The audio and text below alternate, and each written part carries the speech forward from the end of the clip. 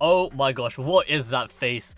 You see this face of a man possessed. He sees the Cho'Gath in his shop. That is 5 Cho'Gaths with his champ dude, so that's 6, so he's only 3 off. Alright, hey, what's going on, guys? Welcome back to the channel, and today we have another VOD review from the one and only RobinSongz, and today we will be reviewing MF/Dynamo Flex game. Now, upon watching RobinSongz, we're reviewing this game because he's actually been playing Dynamo Flex quite a few games. He's actually come out solidly on top with a 4th and a 5th, and I know 5th isn't great, but he does come out on top in this game, and I thought it would be pretty nice to review what the Flex Dynamo comp sort of looks like in this spot, considering it has been hit with some nerfs in the patch. Before we get onto that, I also just want to say, if you guys want to show your support for the channel, you can hit that subscribe button, comment down below, you can hit the like button, my donate link is in the description, but you don't have to, and let's jump into the video. So as we see here, we have a Mundo and a Zyra, so looking like we could be playing a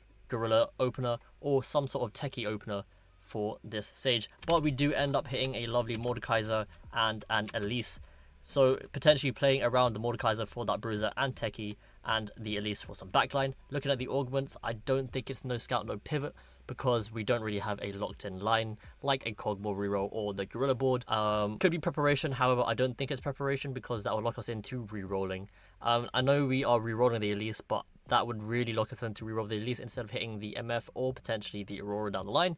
It could be Crown Guard so that we could actually streak out because we do have the Sunfires that we can slam, but I would reroll these other 2 augments on our right hand side. So let's see what he does. Opting to reroll, yep, not Clotted Mine because I don't think we get that much value out of the XP. We will be just sacking units. I mean, we will just be sacking HP. Going off face really forcing the composition from this spot because we actually don't really have any items to slam onto the Greys like a Sterix Gauge or Sword. So I think it is Crown Guarded. Yep, we go with Crown Guarded, and I'm pretty sure we just end up playing the Elise and the Mordekaiser. Oh, okay, we actually get Exotech in. Interesting. So we get the Exotech in, but I do think it's probably stronger to just get the Elise in with the techie because it is stronger backlight. Yep, so it is, he opts to get in the Elise. Although it is a unit without a trait online, we do get the techie and bruiser online, which I think is better to have some backline units rather than having all frontline with the Exotech units in. However, this round is looking very close, but we do end up winning it out. Also, opting to hold on to these techie units here instead of selling them because we could, yep, as I was saying, we managed to hit a 2-star version of our Seraphine, so that is quite a bit stronger than just having the Exotech units online. So looking to try to streak out this round, come across this potential Cog reroll player because we have a Starry Night and we have a 2-starred Vi, but we do come out on top of this fight. Coming across another Dynamo Elise player here, but they do have a stronger frontline with the Bastion, and I think that's a 2-star actually Alawi, so it looks like they have a better spot and they do manage to beat us with their replication as well. They might be having, maybe it's a rod or a tier. If it's a tier, it's probably a better spot, but unluckily losing that round. Move on to the carousel round, probably just looking for a backline item, maybe the rod or a tier, so we can get that onto our MF, I mean not our MF, onto our Elise. We do end up getting the tier. So we do end up leveling 2-5 to get in our Morgana. We do get Dynamo online, and we put the Mundo in the backline so we can have our Mordekaiser solo frontline because he is just stronger than putting in the Mundo, but we replaced the Mundo with the Darius actually last second. Opting to have the Mordekaiser solo frontline because he is just so much stronger than just having a random unit without any items die earlier on.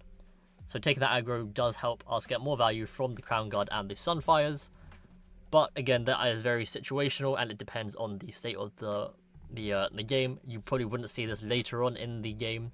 Coming across this preparation board, looking like maybe they're playing some sort of Vanguard marksman comp. I don't think they'd be playing Anima, but it looks like they get the better of us because they do have that 2-star vein here, unfortunately. So we do end up losing that round here. Not looking very nice, but we are back and we hit a Misfortune alongside the Elise pair and Mordekaiser. So that's quite a high roll.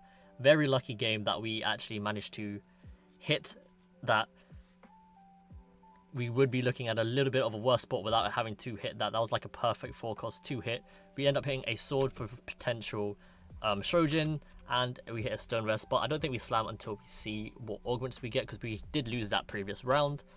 So we are trying to position to try and win, obviously, but not really slamming anything. We do come across this Golden Ox board, which looks fairly strong. They are in our backline, but we get the MF cast off, and it looks like we do kill the Graves, so we managed to win out this round also. Moving on to the next augment selection. We have Replication, Memory Bank, and Mana Flow. Now, you could take Mana Flow, however, I don't think it's Mana Flow, because you have so much better value from Replication and Memory Bank. Like, it is viable, but I wouldn't take it. You can take Replication, because I think you get, like, a tier, which is good to play on the MF with a Shojin, or you get the blue buff as well for the Elise, but I'm pretty sure it's just Memory Bank, because you do have 3 Dynamo already, and you get that Aurora, and you have a Champ dupe. So let's see, yeah, it's not Item Collector, because, I mean, it just gives you board strength, whereas this can scale, and you're not, like, incredibly weak. So I'm pretty sure it is just Memory Bank, not High Voltage or Crown's Roll. Yep. And we managed to hit the 2-star Mordekaiser, so we're looking very stable from this spot, looking like it's just try to win out while having Dynamo online to get as much mana spent as possible, because to cap out and hit the threshold, we need all our Dynamos casting to get their mana going. And we just absolutely dominate this board. Yeah, I don't think we are going to be losing many rounds throughout this. We do hit a Cho'Gath though. If you're not aware of how the MF flex board is played, it is normally played with 5 costs at the end of the game for frontline, but you can play it with Vanguard or Bruiser. The Vanguard being with Braum for the Syndicate, but the Bruiser being Cho'Gath as your main tank with, I guess you've got the Mordekaiser here to play as your Bruiser tank as well. But I would be surprised if we don't pick up this Cho'Gath hit from this spot, because we do have the units to sell, but I guess we're opting to not buy the Cho'Gath. Actually, no, I guess we do. So yeah, we pick up the Cho'Gath, and there is another Cho'Gath on carousel with a tier, which is something I'm pretty sure we definitely would like to pick up. Do we get it? I think we do get it, and we do get the Cho'Gath with the tier, which is very nice. So coming back to this board, I wonder if you ever champ dupe the Cho'Gath to get a 2-star Cho'Gath, but I guess you already have like 2 Elises, you already have the 2-star mod, which is nice, and you have the MF in the backline, which was a high roll in itself. So I guess that play isn't necessary, but it would be something I would be contemplating here,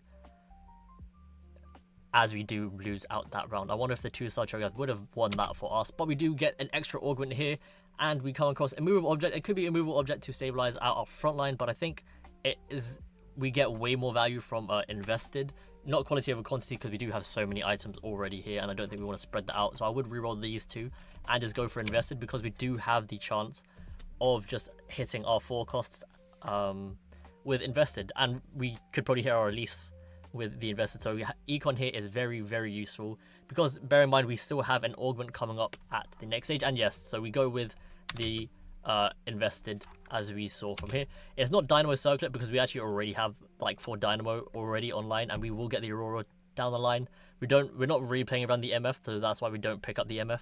And I don't think it's Cybernetic Uplink, because we have so much mana in the backline that we don't actually need it. So invested to definitely hit our 4 costs is the correct play from here. So we are still opting to solo frontline the Mordekaiser, but we also do come across this Cypher player, which will give us the lovely easy dub. So let's just move on from that fight here, picking up the 2-star Morgana, so that we can also see how this creep round goes. Just getting through this creep round here. Econ, a few AP items here. Opting to just level 2-7 to get in the Woof Woof, but I don't think we actually end up playing the Woof Woof, because yeah, we can just make that econ so we can get an extra reroll. If you don't know, the invested works by giving you extra rerolls by however much interest you are above, I think 70, oh no 50, I think. It comes out at 80, that's all I know, but it worked at 70. I don't really remember how to explain it, but you want to be at 70 because it gives you 3. But yeah, moving on to the final augment selection here. It's not bronze for life, we don't have many bronze traits. Pretty sure it's not sponging, because we just don't have any, we don't really need to spread out items. Could be Radiant Refractor, oh, but it could be Call to Chaos, because we can get rerolls that could help hit any units. We could also get XP, which can get us to 8. We could also stable the front line with some of the trading dummies, so I think it's actually Call to Chaos. Coronation's also viable, because we could get an item on her MF, but she's not actually 2-star, so it's not necessary. And we can also get another unit in, but I think it is Call to Chaos from this spot, and it's not Tomb Raider yet. We go for Quarter Chaos, and what do we get? Rerolls. So we get rerolls, and we send it to level 8 to try to roll down here and stabilize our board. We get the 2-star Elise. Rolling still here for a 2-star Cho'Gath. Another Cho'Gath, so we have 4 already. Potentially looking at a Cho'Gath 3 from this spot, because we have so many rerolls, and we do have invested also. I think what we do want, though, we do want that 2-star MF online. But we are also waiting for that last Aurora to come through. Losing this round out, still not stabilized just yet, but we do get the Aurora in now, taking out the Jhin. Opting to move the items over to the Cho'Gath and swap the items around a bit, putting 3 items onto our 2-star Elise and getting some shred onto our Aurora because she spreads that out with her ult. Now this game is looking pretty nice because we do have the champ dupe, so we're actually looking at 4-5 Cho'Gaths. So we are only 4 Cho'Gaths off. I mean, we have so many rerolls. Surely it's just roll it for the Cho'Gath, right? I mean, we're also trying to hit the MF2 if we can from this spot, but we move on to the carousel round again nonetheless. Pretty sure we're just looking for another Aurora item here, so maybe the Rod or the Tear will do. And we do manage to end up picking up the Rod with a 4 cost as well. So I wonder, do we just save gold to get more rerolls in? We did win the last round, so I wonder if it is just try to continue the win streak. I mean, we're coming across this COG reroll comp. Actually, they're looking fairly strong because they do have the 3-star units in the backline, but they don't have the 3-star frontline units that they need. It's looking kind of close, but we do have our backline still up, and it is a Pandora's diff. Wow. Not Pandora's, the Zhonya's. Oh my gosh, what is that face? You see this face of a man possessed. He sees the Cho'Gath in his shop. That is 5 Cho'Gaths with his champ dude, so that's 6, so he's only 3 off. This is a demonic face. That is the face that you see at the end of your bed with your sleep paralysis demon. I am pretty sure it's just by the Cho'Gath, right? So scouting to see if anyone else has a Cho'Gath. Surely you just rolled it on 8, right? Surely you rolled it on 8 to try hit the Cho'Gath 3. Oh, you actually already started the roll a little bit. Interesting. So we do lose to this Marksman Vanguard comp. Not surprising because we have not hit a 2-star 4 cost in our misfortune. We are relying only on that Elise and our 1-star unit. So he does start the roll down here. Let me slow this down a bit. So we get RobinSongz looking for his Cho'Gath with so many rerolls. He rolls it down. He hits the next Cho'Gath. So he's on 6, 7. That's 7. I mean 8 with the champ dupe. Looking for just one more Cho'Gath to hit. He hits the Elise, another Elise, and another MF. So we're looking two more Elises, and we've hit our Elise 3. Still rolling. Come on, just an Elise. It is still only the creep round, so it's not bad. We hit MF2, one more Elise, and we have hit Elise 3, but also we want to hit that Cho'Gath. Okay, so he ends up hitting another Aurora, still opting to roll down because we want to hit that Cho'Gath. We're literally just one off. We hit the Elise, we hit a Vex, holding the 4 cost so that we can just try hit the Cho'Gath. Sadly, we miss out on hitting the Cho'Gath 3, though. Unfortunate. However, I'm sure it comes home. Very distraught. However, we still move. Crack open an anvil because we're trying to make more Aurora items. I think it's just this, a Stride Breaker and a burn item, which is the Morellos.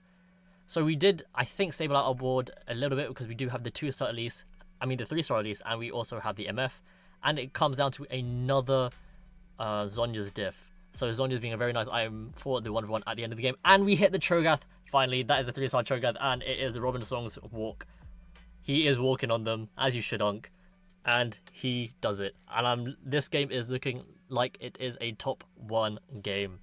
So come across this Vanguard Marksman comp. Stands no chance really against the Cho'Gath. Look at him in all his glory. Now, he did get nerfed this patch because, I mean, he has been needing a nerf because he could literally beat out 3-star 5 costs, and he has been able to beat out prismatic boards.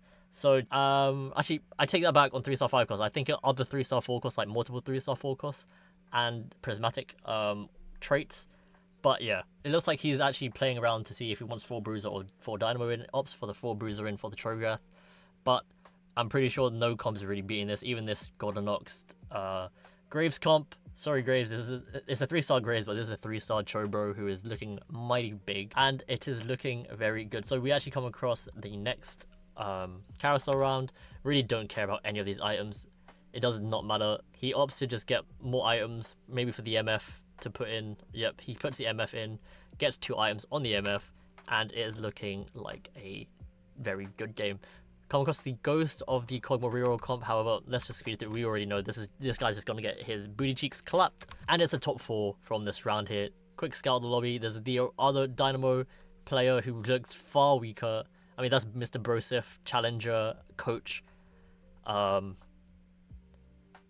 Coming across the Vanguard Marksman comp though with the sponging, so it helps to stabilize their comp with their lack of items, but still does not match up to the Chobro. I don't even think, from last set, I don't even think an Aurora, I don't even think a Zarya and a Aphelios 3 beats a Cho'Gath 3, but in this patch, it might be a bit different. Hopefully it is different, because that's the whole point of making Cho'Gath 3 weaker. Let's just speed on through. We just want to see Cho'Gath eat through everyone. I mean, I don't know if this fan, the Chi-Chi person, wait, I wish I didn't say that, but I think they just FF'd. They were not going to get any different placement. They come across the 2 Dynamo players at the top. Let's just see what happens here. Let's speed on through. So they do have a 2-star Kobuko, but again, nothing in comparison to the Chobro. They don't even have a 2-star MF, and they don't even have a 3-star release.